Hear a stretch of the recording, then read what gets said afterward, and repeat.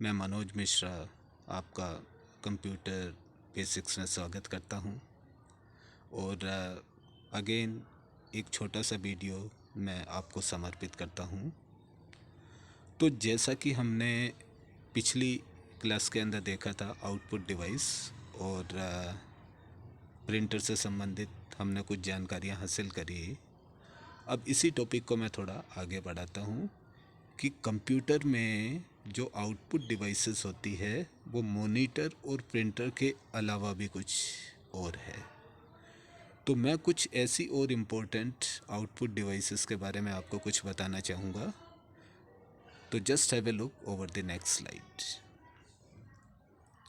हम यहाँ पे देखते हैं सम इम्पोर्टेंट आउटपुट डिवाइसेस। अब कुछ इम्पोर्टेंट आउटपुट डिवाइसेस के अंदर ईयरफोन आता है जो दिखने में कुछ इस प्रकार से दिखाई देता है। इन ईयरफोन का काम ये होता है कि ये ऑडियो आउटपुट हम तक पहुंचाता है जिसे हम अच्छी तरीके से सुन सकें। और इसी का मॉडिफाइड वर्जन हेडफोन्स जो दिखने में कुछ इस प्रकार दिखाई देता है। तो these are also some important output devices of a computer. Okay, अब अगर हम अगली आउटपुट डिवाइस के बारे में देखते हैं जो सबसे इम्पोर्टेंट है, दैट इज़ प्लॉटर। तो प्लॉटर क्या है? प्लॉटर दिखने के अंदर प्रिंटर के जैसा ही दिखाई देता है, लेकिन इसका आकार बहुत बड़ा होता है। और ये जो प्लॉटर होते हैं ये मेन रूप से बड़े बड़े होर्डिंग्स, बड़े बड़े बैनर्स या ग्राफिक्स को प्रिंट करने में उपयोग में लाए जाते हैं। तो मैं सिंपल वे में अगर आपको बताऊं तो इन प्लॉटर में प्रिंट हेड और हैमर्स नहीं होते। इनकी जगह इन पर एक पेंसिल या मार्कर होता है जो कागज़ पर स्क्रैच होते हुए चलता है और प्रिंटिंग को परफॉर्म करता है। तो हम बोल सकते हैं कि प्लॉटर एक कंप्यूटर हार्डवेयर डिवाइस है जो प्रिंटर की तरह ही होती है, जो ग्राफिक्स को प्रिंट करने के लिए उपयोग में ली जाती है। इसमें टोनर की बजाय प्रिंटर की तरह डॉट्स की एक श्रृंखला के बजाय कागज पर निरंतर लाइनों को खींचने के लिए एक पेन, पेंसिल, मार्कर या किसी अन्य लेखन डिवाइस का उपयोग किया जाता है। तो ये प्लॉटर दिखने में कुछ इस प्रकार से दिखाई देते हैं।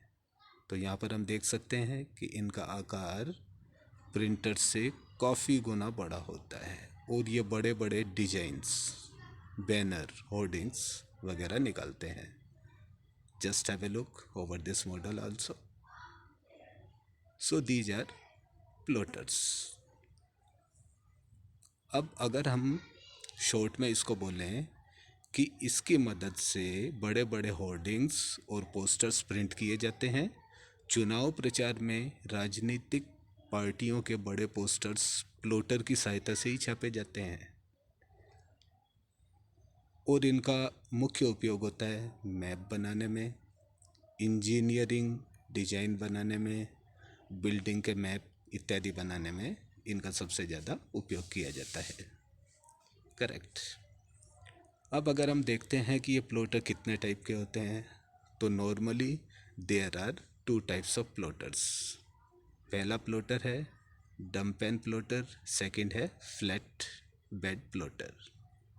अब ये क्या है?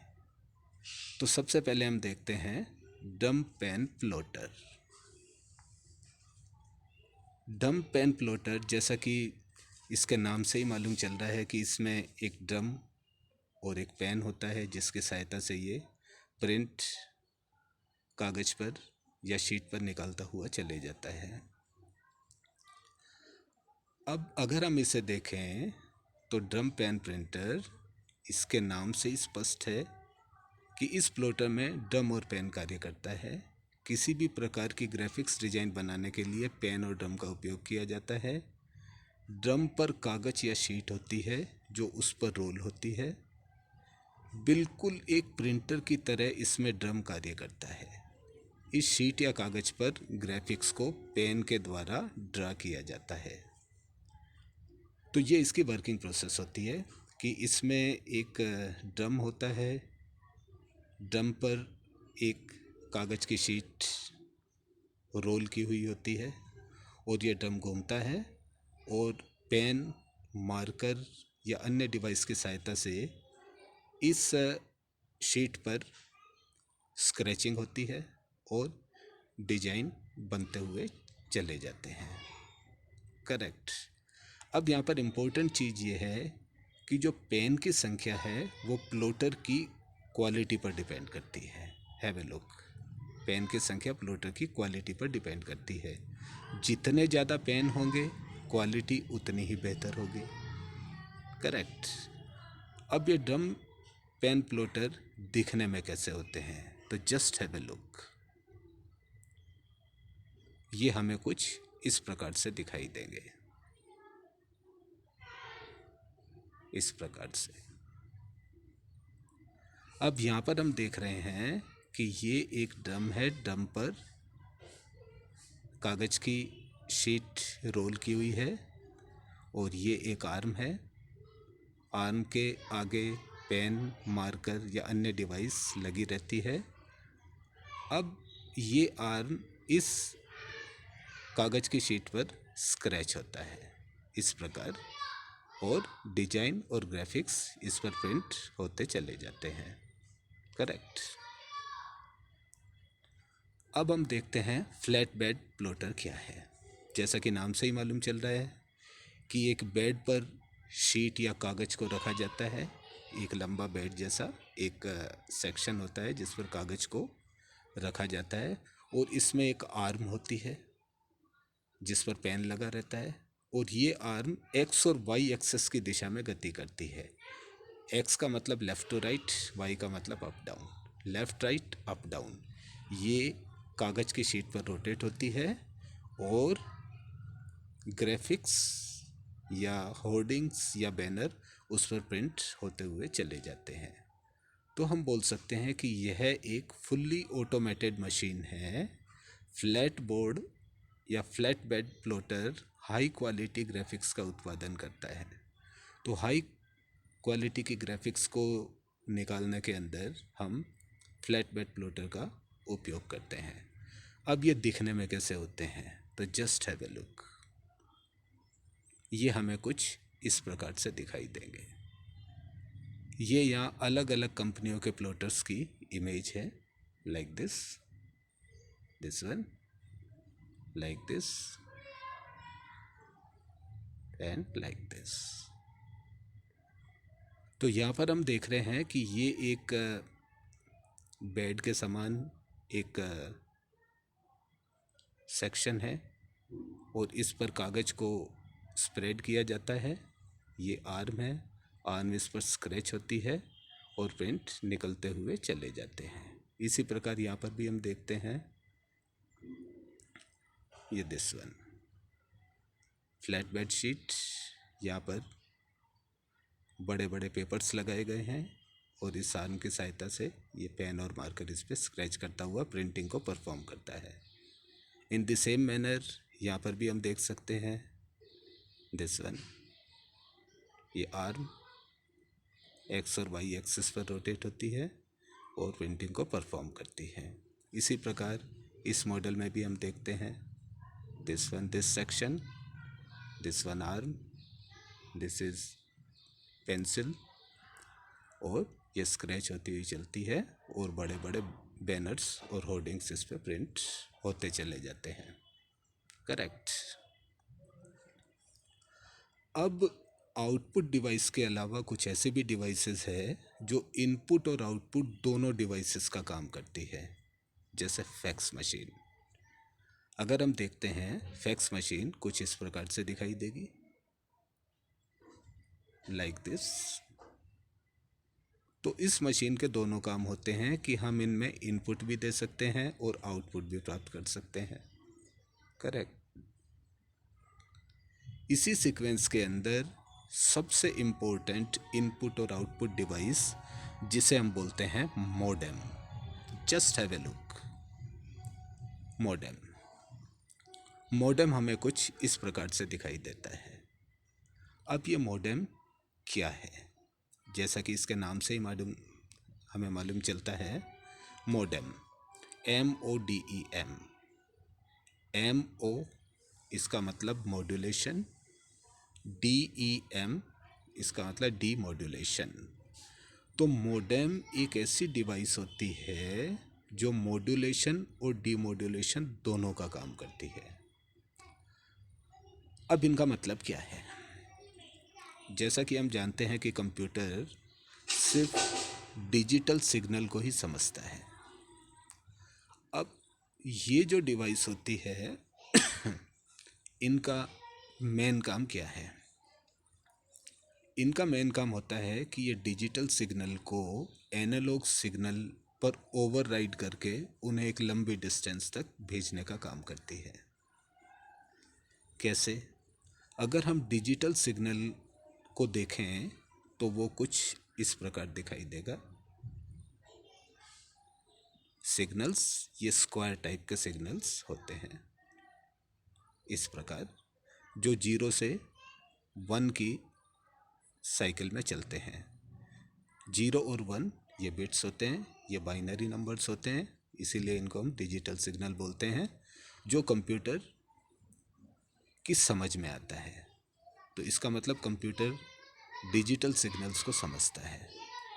अब एनालॉग सिग्नल्स अगर हम देखें तो वो कुछ इस प्रकार दिखाई देंगे, wave sine like this, wave type, ये होते हैं एनालॉग सिग्नल।